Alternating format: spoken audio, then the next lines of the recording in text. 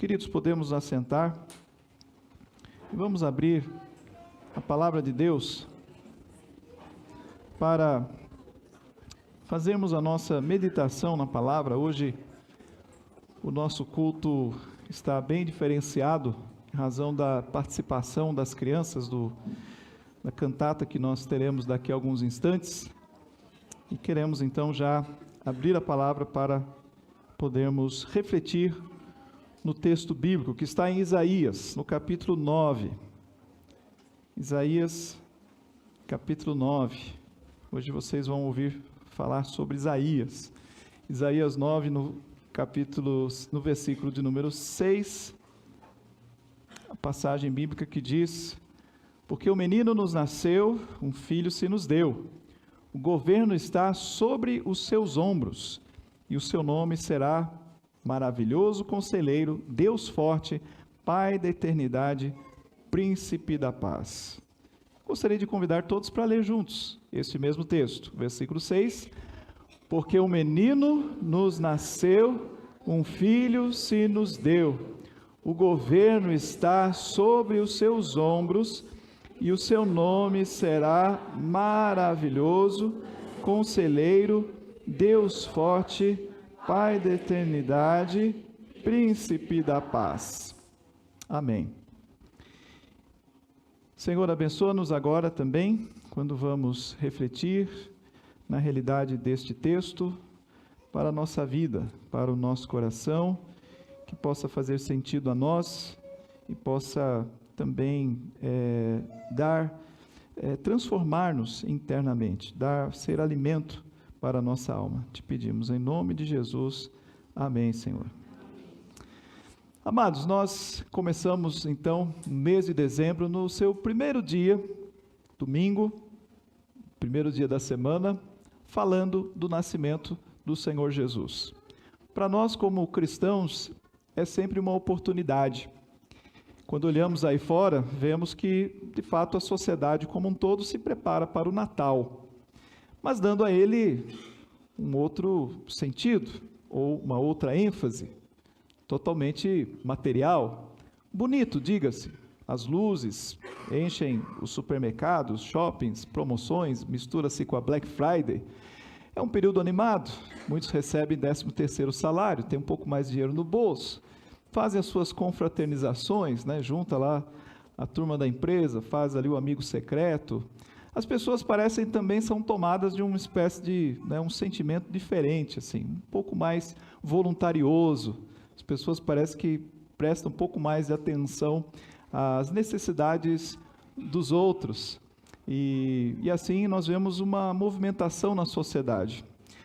Até mesmo existem coisas interessantes como isso acaba se refletindo no todo da sociedade. Existe ali um viaduto da Washington Luiz, que todo ano nesse período, ele fica cheio de tendas, pessoas que vão subitamente morar embaixo do viaduto, porque elas esperam receber nesse período doações, e de fato as pessoas param ali para fazer essas doações, e algo que acontece nesse período.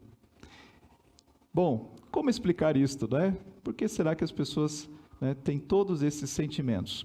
O sentimento do voluntariado, o sentimento do amor ao próximo é uma coisa importante, bonita. E é claro que é necessário que aconteça o ano todo, não apenas num período do ano. Poderíamos fazer isto, tentar entender o comportamento humano, mas ao invés de fazer isto, nós devemos olhar para a fonte daquilo que nós reconhecemos como sendo o centro daquilo que deveria ser a verdadeira mensagem, o verdadeiro sentido e a fonte de todo amor e de todo bem. Isso tudo procede de Deus. As pessoas podem viver intensamente as suas vidas, comer, se vestir, viajar e fazer tudo, mas parece que há um momento em que bate nelas um sentimento diferente, em que elas tentam ver o próximo, tentam olhar além de si mesmas. E eu creio que isto é um ensinamento que vem da palavra de Deus a nós. Um Deus que justamente deu o seu Filho, Jesus Cristo, para morrer em nosso lugar. Por isso, esta mensagem ela é central no cristianismo. olharmos além de nós mesmos. Isso deve ser, né, o nosso espírito, não apenas um espírito de Natal, mas o espírito cristão, o espírito daqueles que creem em Deus e que seguem o Senhor Jesus Cristo. Foi o próprio Senhor Jesus que disse que maior é aquele que serve, né, aos seus discípulos, que queriam em algum momento disputar ali um certo status de poder, sabendo, né, quem que estaria um pouco maior, quem teria um lugar um pouco mais privilegiado do que o outro. Mas Jesus ensinou que não, maior é o que serve. Ele deu exemplo. Em João capítulo 13, quando ele estava se preparando para ser levado ao julgamento, ele mesmo chama ali os seus discípulos e simplesmente se despe, tirando a roupa que ele estava, né, por cima, colocando uma roupa de servo, e ele passa a lavar aos pés aos seus discípulos. Tudo isso então está no verdadeiro espírito do que a gente poderia chamar de Natal. Mas que Natal? Não Natal comercial, mas o Natal de Cristo. E o Natal de Cristo é a mensagem de que Ele veio ao mundo. E quando Ele veio ao mundo, a partir de então, nada mais continuaria a ser o mesmo. A mensagem de Cristo tem atravessado gerações, tem atravessado séculos, na verdade, milênios. E aqui estamos nós, como igreja, em pleno século XXI, ano 2024, falando exatamente de Cristo. Porque não apenas como uma mensagem, não apenas como uma história, uma ideia, mas como uma realidade. E uma realidade que permeia as nossas vidas, os nossos corações, né? Os irmãos que estão aqui, todos têm a mesma experiência de transformação de Cristo nas suas vidas. Mas eu queria que você agora fizesse um esforço ilustrativo. Imagine que você fosse uma criança de 6 anos de idade e você fosse levada pelos seus pais para visitar um shopping novo na cidade. E lá, chegando, momento de fome, vocês vão para a praça de alimentação. Imagine a ideia dos seus pais abandonarem, deixarem você numa mesa, dizendo assim: filho, espera aqui que daqui a pouco nós voltamos com a comida. Eu creio que nenhum de nós faria isso, né? Com algum senso. Mas imagine a situação. E então a criança é deixada ali, na expectativa. E os pais vão, mas demoram para retornar. Você começa a imaginar a angústia que vai surgindo no coração da criança. A criança vai ficando preocupada.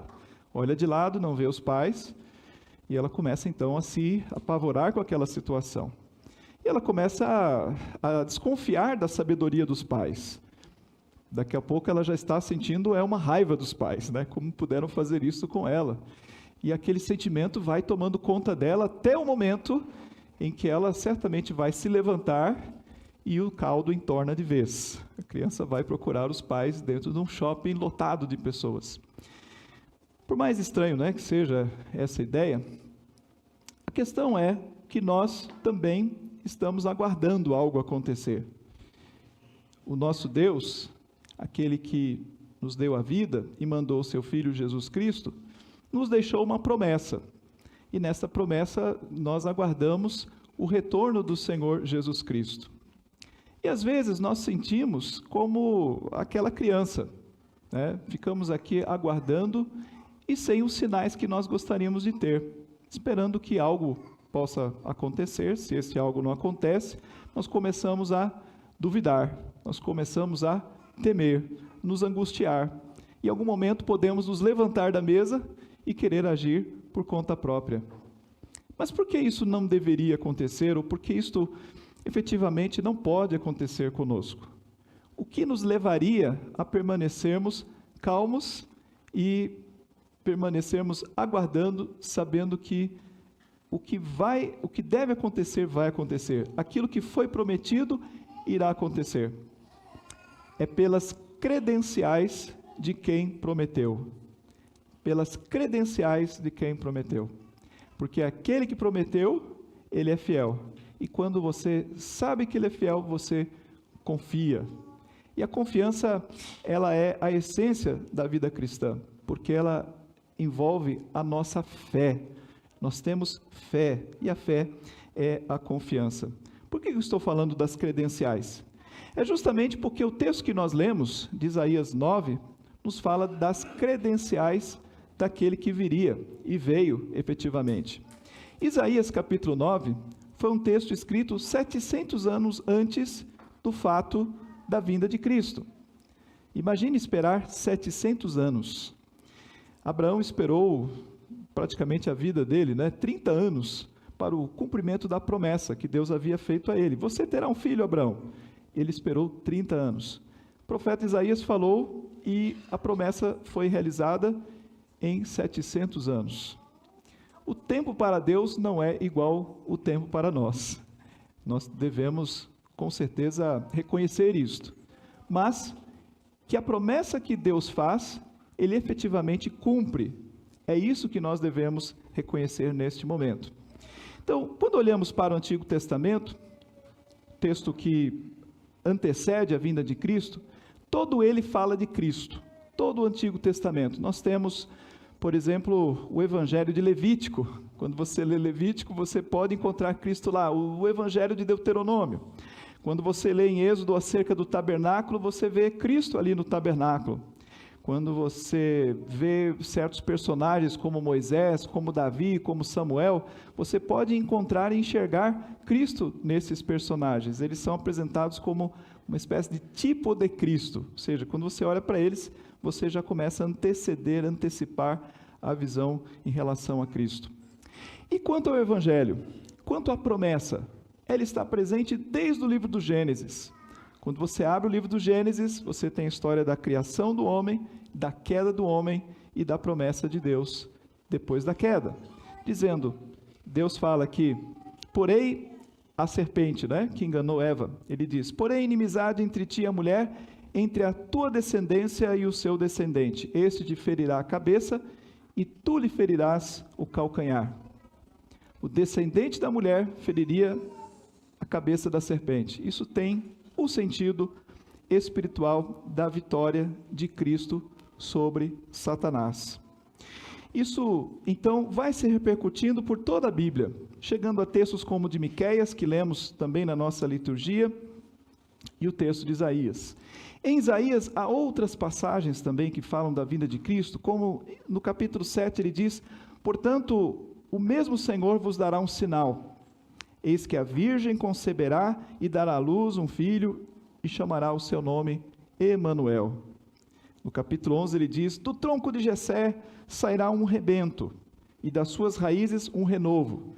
Das raízes, imagine um toco no chão, uma árvore que tenha sido cortada assim, praticamente na raiz, dali sai um toco. É isso a ideia do texto. Repousará sobre ele o Espírito do Senhor, o Espírito de sabedoria e de entendimento. Amados, quando nós estudamos o Antigo Testamento, como fazíamos hoje pela manhã na escola dominical, nós vemos que o mundo continua exatamente o mesmo, só mudou de roupa, Hoje temos tecnologia avançada, temos ciência e uma série de muito mais conhecimento propriamente. Mas a natureza do homem é a mesma e os problemas são os mesmos.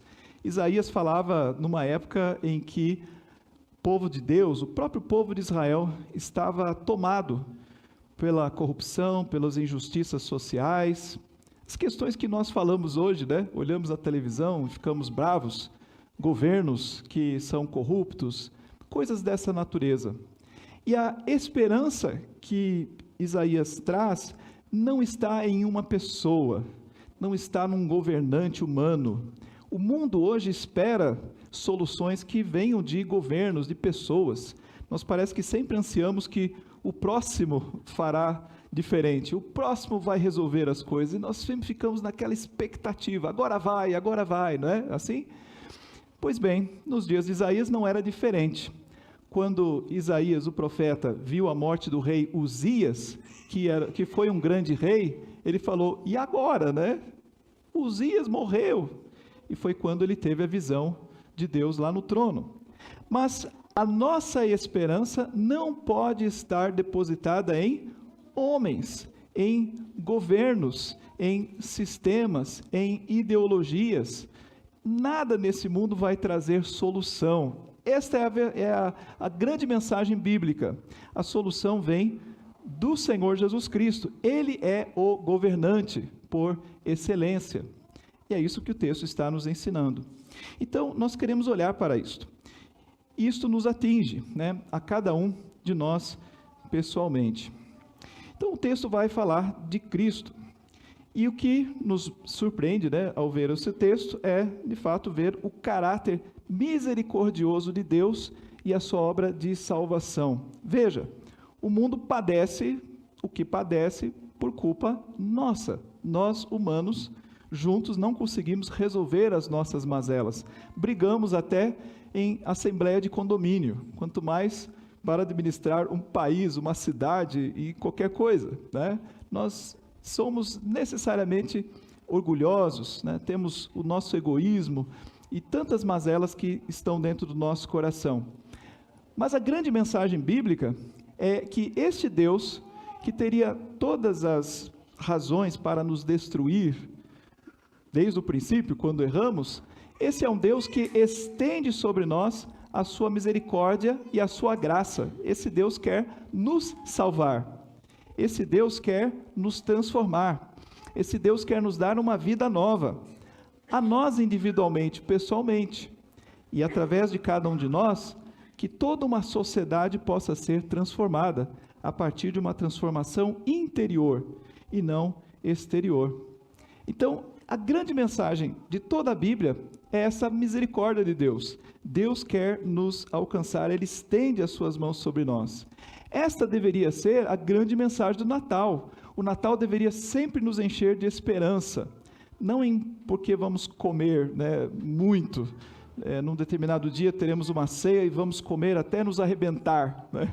Ou estar simplesmente junto com a nossa família e de repente até, né, pessoas que a gente não suporta muito, mas tem que sentar naquele dia, né, fazer cara de bons amigos, a política da boa vizinhança, e a gente vê aquilo e fala, isso tudo é muita hipocrisia, né, da nossa parte.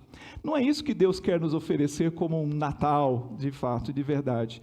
O que Deus quer nos oferecer é a paz que só Ele pode nos oferecer, através da transformação que Cristo realiza em nossa vida. Então, Jesus é o centro dessa história. E olhando aqui para o texto, eu quero encerrar olhando aqui para os títulos que são dados a Jesus. Veja lá em Isaías, no capítulo 9, que são dados alguns títulos. Ele diz, porque um menino nos nasceu, um filho se nos deu, o governo está sobre os seus ombros. Então veja, se nós esperamos um governo justo, um governo capaz, um governo que possa efetivamente trazer paz, esse governo está sendo dado ao Senhor Jesus Cristo. E aí, cabe a nós, hoje, reconhecer ou não esse governo. Há um aspecto interessante aí, porque hoje ainda, o governo de Cristo, ele não se tornou um governo visível, no sentido de um rei que está num lugar e todos nós nos prostramos diante dele. Mas há um reino que é real e visível. E esse reino pode ser, por exemplo, percebido aqui, quando você olha ao redor. O reino de Deus está aqui. Cada um que entra no reino de Deus através da fé, passa a fazer parte deste reino. Nós oramos lá na oração do Pai Nosso, Jesus nos ensinou a orar, venha o teu reino e seja feita a tua vontade. Há uma aspiração nossa para que o reino de Deus se torne cada vez mais visível e que esse governante, ele reine de forma cada vez mais manifesta. Haverá o dia em que isto vai acontecer, mas antes que isto aconteça, então a Igreja de Cristo já faz o seu papel, de mostrar ao mundo que este reino é real. Jesus, quando estava diante de Pilatos, um romano, com todo o poder de autoridade, poderia matar ou deixar viver, mas Pilatos, a gente sabe que resolveu lavar as suas mãos. Mas ele inquiriu Jesus Cristo em relação a que autoridade Jesus teria. Se diziam que ele era rei dos judeus, se ele era rei, então ele deveria ter autoridade, os seus súditos ou o seu exército. Mas Jesus então responde que o reino dele não era deste mundo. E que aquilo que Pilatos tinha que fazer, que ele fizesse.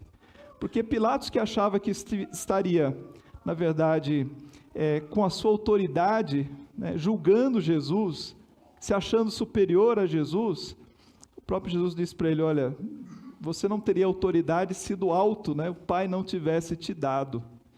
Pilatos, você é apenas um servo nessa história toda. Você confronta Jesus, mas na verdade você apenas está fazendo o papel que você tinha que fazer aqui, para que eu, né, Jesus, pudesse cumprir a missão de morrer na cruz. Assim continua sendo a história. O homem pensa que consegue confrontar a Deus, mas ele apenas o serve na sua confrontação. Parece um tanto contraditório, mas a Bíblia nos ensina isso, que até o ímpio, com a sua impiedade, ele serve a Deus no seu propósito. Esse Deus, ele não está sendo confrontado por um homem que mede forças com ele, porque como poderíamos medir forças com Deus? Mas Deus está sendo honrado através da realidade, como ela existe. Mas esse Deus controla esta realidade para que ela atinja o seu propósito, o seu fim, o seu auge. E a Bíblia diz que este auge, este fim, será o momento em que Cristo voltar. Este momento, então, este governo será visível e conhecido de todos os homens indistintamente. Mas o texto diz, então, essas qualidades deste governo. Diz assim: o seu nome será Maravilhoso Conselheiro, ou Maravilhoso e Conselheiro. Maravilhoso é a ideia de que aquilo que Deus é não pode ser concebido em palavras humanas. É algo que é intangível a nós. O maravilhoso aqui é algo que ultrapassa a nossa capacidade de compreensão. E isso é um traço muito importante, porque se Deus fosse uma criatura ou algo, um ser criado pela nossa imaginação, ele não poderia ser algo que nós não pudéssemos entender. Isso não faz sentido. Como entender o que nós criamos que nós não entendemos? Mas esse Deus, conforme a Bíblia nos mostra, é um Deus maravilhoso.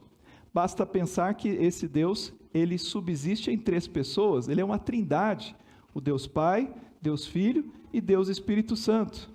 Você pode até entender o conceito, mas nenhum de nós consegue encaixar esse conceito dentro da nossa cabeça, porque ele ultrapassa a nossa condição e capacidade humanas ilimitadas.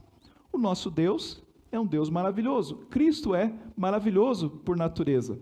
Passamos a nossa vida inteira olhando para Ele, tentando entendê-lo e não conseguimos. O admiramos, o adoramos, o exaltamos, mas não cabe toda a pessoa de Cristo na nossa cabeça. Por quê? Porque Ele é maravilhoso. Conselheiro, o que denota a sua sabedoria. Eu, você e o mundo inteiro necessitam de sabedoria. Nós buscamos sabedoria no dia a dia, para as nossas decisões, para a direção da nossa vida, para sequer entender o nosso meio, o contexto, a sociedade, a realidade. Precisamos de sabedoria. E de onde vem essa sabedoria? A palavra diz que o temor ao Senhor é o princípio da sabedoria. Tudo começa no reconhecimento de Deus, de quem Ele é e o que Ele nos diz. E a palavra de Deus diz que ela mesma é lâmpada para os nossos pés e luz para os nossos caminhos. O Senhor é o nosso conselheiro. Significa que Ele nos oferece sabedoria. A palavra de Deus diz que quem necessita de sabedoria, peça, e Ele lhes dará, e nada lhes impropera, no sentido que Deus está disposto a nos dar sabedoria. Então, a característica de Cristo é de que Ele é o conselheiro. Deus forte, o El Gibor, a palavra em hebraico, que significa o seu poder. Deus poderia ser sábio, amoroso e poderia ser um Deus eterno, mas se Ele não tivesse poder, Ele não colocaria em ação nenhuma das suas decisões ou da sua vontade. Mas a Bíblia mostra que o nosso Deus é um Deus forte. Não duvide disso. Como nós podemos reconhecer a força de Deus? Podemos vê-la na natureza. Quando vemos os efeitos da natureza, podemos perceber força e poder. Mas como enxergar Deus nisto? Basta que nós reconheçamos que atrás desta natureza existe um Criador, um Deus que não só criou todas as coisas, mas que mantém todas as coisas. Ele é o Deus sustentador. Mas nada disso faz jus à ideia do que é Deus ser um Deus poderoso. Nós podemos juntar todo o universo na nossa mente e dizer assim: Ele é o Criador do universo. Isso nos dá uma ideia do poder de Deus. A Bíblia fala desse Deus que tem todo o poder. Jesus é o Deus forte. O texto aponta que o próprio Cristo é Deus. Isto é muito importante. Ele não é apenas uma criatura de Deus, ele não é uma figura de Deus, mas ele é Deus e o Deus forte. Pai da eternidade, porque a nossa vida, ela não é apenas uma realidade presente. A Bíblia nos mostra a existência da eternidade. E ele é o Pai da eternidade. Na verdade, toda a história bíblica é uma história linda, que fala da vontade de Deus de criar pessoas, seres humanos, para desses seres humanos fazer para si uma família. Cristo vem ao mundo para ser um irmão entre nós, uma pessoa como nós, para habitar conosco e sermos juntos com Ele uma nação, um povo, e Ele ser o nosso governante. Essa é a grande história, o grande enredo da palavra de Deus. E isso envolve então a eternidade. Se a sua visão e a minha visão estiverem limitadas apenas à vida presente, diz o apóstolo Paulo que nós somos os mais infelizes de todos os homens, porque cremos numa esperança que não existe. A nossa vida está limitada apenas a esses dias aqui. O crente, ele vive com um olhar na eternidade, e ele tem a sua confiança em Cristo, que aqui é apresentado como o Pai da eternidade. E, finalmente, Príncipe da paz. Se existe algo que o mundo anseia é por paz. E nós temos visto, as notícias, que a paz é uma coisa complexa, não é? Na verdade, a paz parece ser algo alcançado através das armas. Ou seja, se todos estiverem armados e apontando armas uns para os outros, talvez cheguemos à definição que é melhor que ninguém dispare, porque se o primeiro disparar, estaremos todos acabados. Então, o mundo mais ou menos reage assim na base da força. Todos precisam ter algum armamento pesado para dizer, ora, se disparar daí, eu disparo daqui, e se você disparar dali, o outro dispara daqui, então é melhor ninguém disparar, né? Então, se você lembra, quando há cataclismas, assim, algumas regiões são atingidas, às vezes, por situações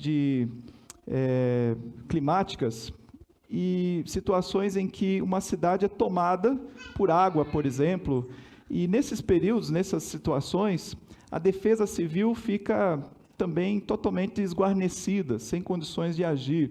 E quando isso acontece, você sabe o que decorre disso, saques, violência. Por quê? Simplesmente porque há ausência de polícia, ausência de força. O homem deixado a si mesmo, ele é um perigo. Isso aconteceu não só no Brasil, mas também nos Estados Unidos, países, a gente diz, primeiro mundo. Lembra-se do furacão Katrina, quando ele se abateu lá sobre os Estados Unidos, o que aconteceu foi o caos total. Então, nós conseguimos manter a paz como a Pax Romana, na base das armas, do fogo, da guerra. Mas o texto aqui diz deste príncipe da paz. E Cristo é o único que nos dá uma paz e paz verdadeira. Ele diz o seguinte, olha, eu vim para que vocês tenham vida e vida em abundância. E ele fala, eu vos dou a minha paz vos dou, não como a dá o mundo. Ou seja, Jesus faz uma distinção da paz que ele dá, da paz que você pode receber neste mundo. A paz que Cristo nos dá não é a ausência de problemas e dificuldades, é justamente a paz no meio dos problemas e das dificuldades. É você poder ter tranquilidade porque você sabe em quem você crê, você sabe em quem você confia. Você está lá sentado ali na área de alimentação, né, do shopping, seus pais deixaram lá, mas você vai ficar com o coração em paz, porque você sabe em quem você confia. Você sabe, se você está esperando, você sabe que Ele não vai falhar. Então, nesse momento, você sente paz no seu coração, porque há plena confiança. A palavra, finalmente, quando o salmista nos retrata, nos ilustra esta paz, ele diz que ele é como uma criança, né, que se aquieta nos braços da sua mãe, né, uma criança desmamada que se aquieta nos braços da sua mãe. Assim é a minha alma para contigo. É a ilustração mais linda em relação ao que é ter paz, né? Porque uma criança, pode ser que haja uma guerra acontecendo, pode ser que, né, você esteja no meio de um tumulto geral, mas a criança, quando está nos braços da mãe, ela sente aquela tranquilidade de que ela está sendo cuidada, e há ali então paz no coração. Será que é assim que a gente se sente com Deus? Ou é como se fosse um adulto, né? Nem uma criança, mas um adulto jogado no meio do mar, né? A gente fica batendo o braço assim o tempo todo, querendo controlar as coisas e tentando se ajeitar, se ajudar, né? Parece que a gente vive sufocado. O cristão, aquele que crê no Senhor, é chamado a viver em paz. Basta aceitar a paz que vem do Senhor, basta crer que Ele é o Deus forte, basta reconhecer que Ele é maravilhoso, que Ele é conselheiro, Ele é o Deus forte e Pai da eternidade e o Príncipe da paz. Quando nós aceitamos isso, então nosso coração é tomado pela sua paz.